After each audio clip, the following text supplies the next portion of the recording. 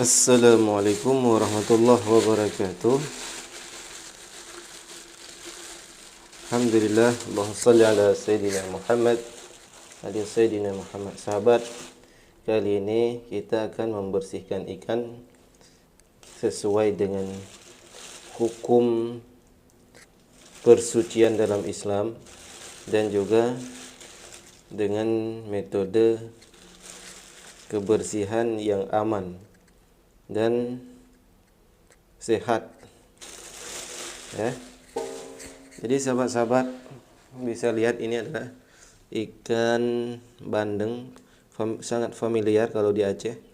Ikan bandeng ini biasanya dicerah atau digoreng di sambal, kemudian ada juga di asam keeng. Nah, sahabat, jangan hentikan dan jauhkan mengonsumsi usus atau jeroan ataupun kotoran dalam ikan, ya. Yang pertama, kalau ditinjau dari segi hukum agama, hukumnya haram karena kotoran ini hukumnya najis. Nah, ini kotoran ini hukumnya najis. Maka hindari mengonsumsi kotoran dalam perut ikan. Maka kita harus membersihkan kotoran-kotoran ini dari ikan. Ini sangat bahaya, ya, untuk jantung, apalagi penderita kolesterol. Sangat berbahaya. Selain haram juga berbahaya untuk kesehatan. Kenapa haram? Karena dalam usus ikan itu, atau sama juga seperti usus ayam, di dalamnya itu adalah najis, kotoran. Maka jika kita konsumsi hukumnya haram. Yang kedua, bisa menyebabkan kerusakan organ dalam tubuh kita, ya. Kalau udah sering, biasanya kita sering gangguan jantung, kolesterol tinggi, asam urat dan sebagainya.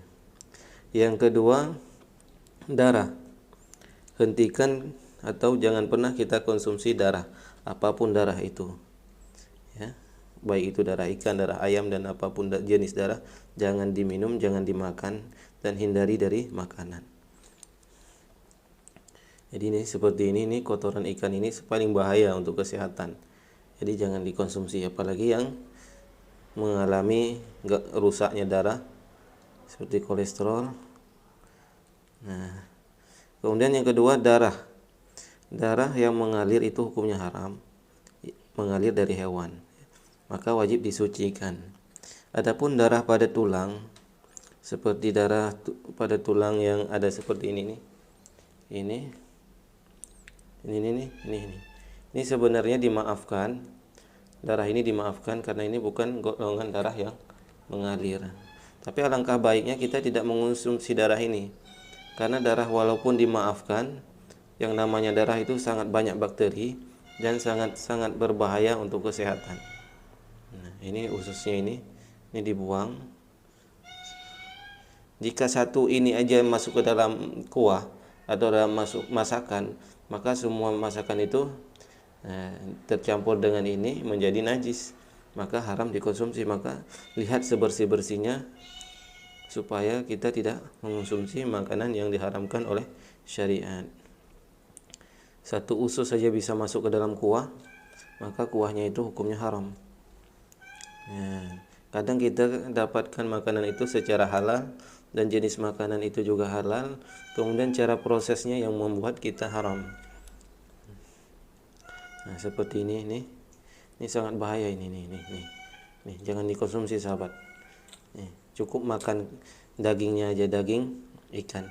Karena sabda Nabi SAW, khairut ta'am lahmun. Sebaik-baik makanan adalah daging, bukan tulang, bukan usus, dan bukan kepala. Nah, ini bahaya sangat nih. Kemudian darah-darah ini nanti kita sucikan dengan air yang mengalir. Nah, saya kasih solusi untuk anak-anak sahabat semua, khususnya anak-anak muslimin, kaum muslimin, jangan pernah dikasih kepala ikan untuk anaknya, ya, karena bisa menyebabkan keterlambatan otak. Maka hindari memberi anak-anak kita kepala ikan. Dan kita juga tidak baik mengonsumsi kepala ikan, ya.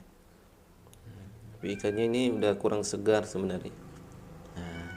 Lebih baik kepala ikannya ini dipotong baru dimasak. Ini, jangan dikonsumsi kepala ini.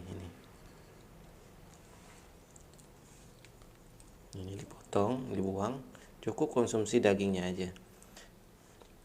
Menurut penelitian, daging ikan yang paling baik adalah yang mendekati ekornya, bukan kepalanya. Jadi, kepala ikan itu tidak baik dikonsumsi. Kepala hewan itu tidak baik dikonsumsi ya sahabat. Nah, ini sangat bahaya ini.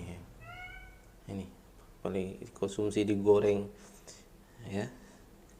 Yang pertama haram, yang kedua tidak baik untuk kesehatan. Karena di dalamnya itu banyak najis yang tidak bisa disucikan melalui air mengalir.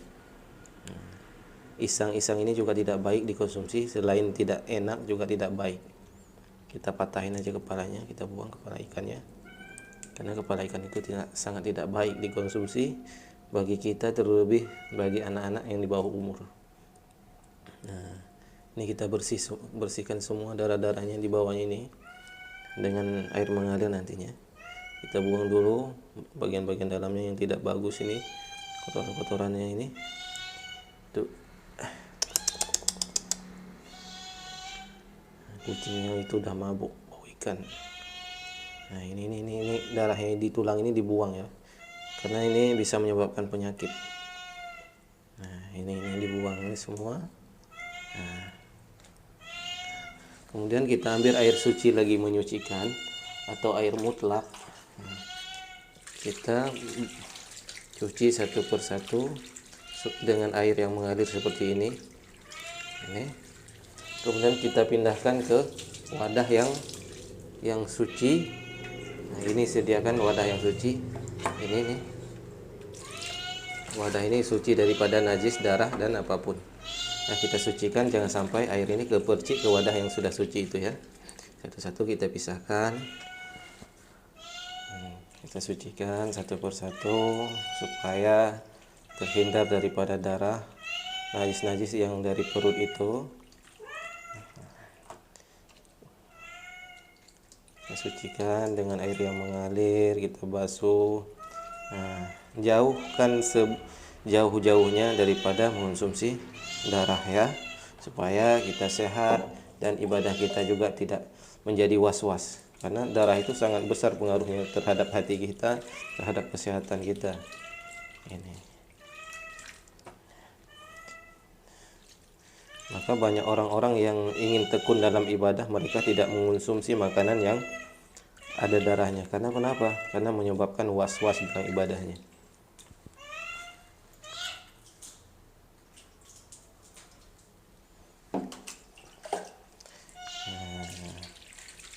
Jadi kita sucikan dengan air yang mengalir, jadi darah-darahnya itu turun semua. Jadi ini kan sudah suci, kemudian kita pindahkan ke tempat yang suci supaya tidak berbaur lagi dengan ikan yang masih ada najisnya. Ini sudah dihukumkan suci ya. Kalau sudah dialirkan air seperti ini, sudah dihukumkan ikan ini suci, maka layak dimakan. Maka ada jenis-jenis ikan yang tak perlu disucikan, yang ukurannya lebih kecil, ya, seperti ikan teri. Kemudian ikan yang kecil sekira-kira 2 jari itu tidak perlu disucikan kecuali sudah berbaur dengan najis-najis lain. Ikan yang ukuran 2 jari itu bisa dikonsumsi langsung tanpa dibersihkan atau disucikan. Misalnya kita ambil langsung dari laut.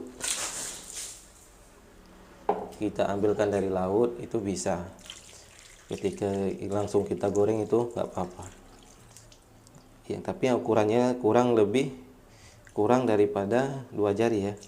Kalau ukurannya udah besar itu wajib disucikan. Apalagi yang ikannya sudah sebesar ini wajib disucikan daripada darah-darahnya, kemudian kotoran-kotorannya. Nah, sahabat, ini adalah ikan yang sudah kita sucikan. Aduh, jatuh. Nah,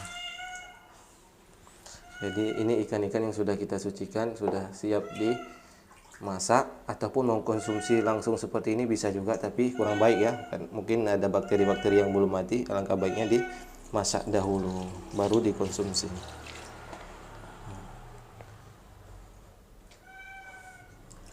Kita sucikan lagi ini karena ini jatuh tadi. Kita taruh sini dan kita sucikan tangan kita daripada bekasan ikan tadi. Maka makanan suci itu sangat menentukan kesehatan kita, kemudian ibadah kita, halal haram terhadap kita itu sangat penting ya. Maka belajarlah bersuci sebetul-betulnya dan sebenar-benarnya. Ini hasil daripada kotoran-kotoran ikan tadi, mungkin kita kasih untuk kucing, karena kucing itu udah nangis-nangis minta.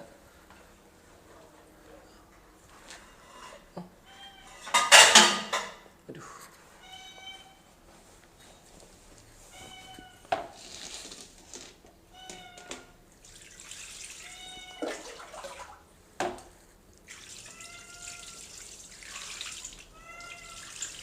Ini tempatnya kita sucikan. Nah, ya. Kemudian kita taruh pada tempat yang suci supaya tak terindikasi dengan najis-najis yang ada. Nah, inilah yang jangan pernah dikonsumsi, mulai dari isi perut ikan, kemudian kepala ikan, isang-isang ikan itu jangan dikonsumsi ya, karena menyebabkan penyakit. Kasih untuk kucing aja tuh.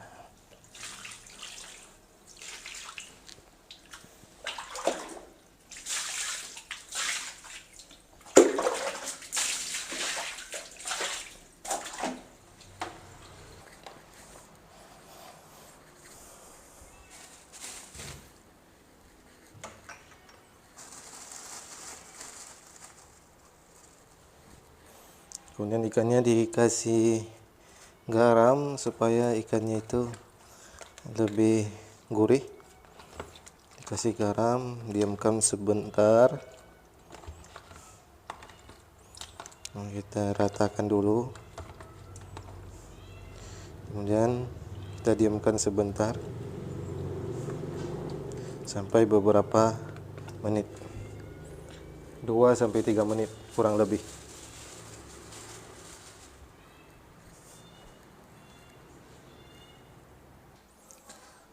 Nah sahabat, ini ada jeruk nipis.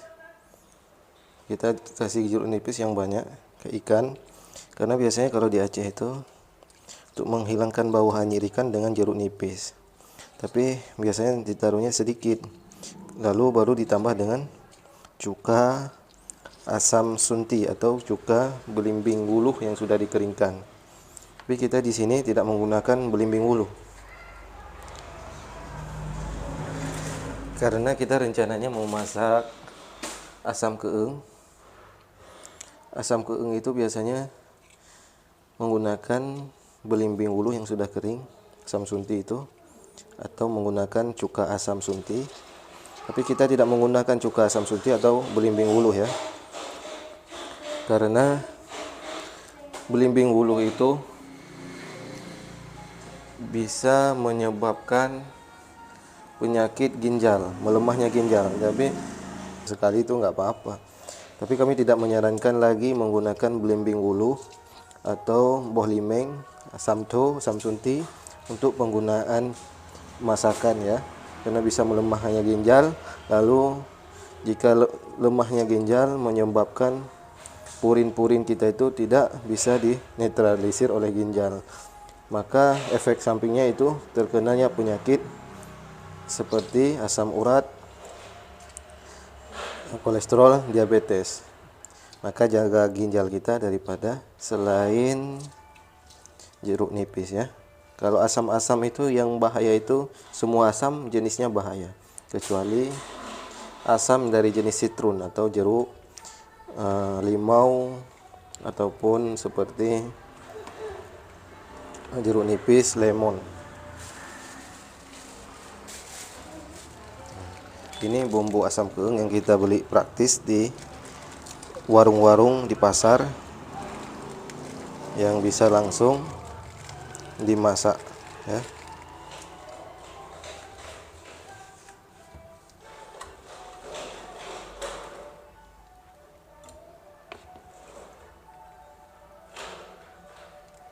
Begitulah sahabat, kurangi mengonsumsi belimbing atau asam sunti ya.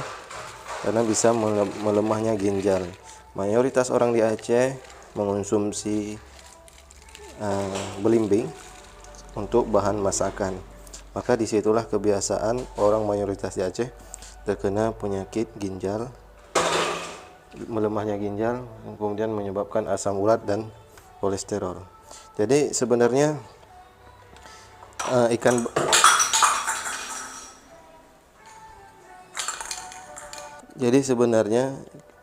ikan bandeng ini sangat tinggi mengandung kolesterol. Tapi kalau dimasak dengan jenis asam keeng ini insya Allah aman ya.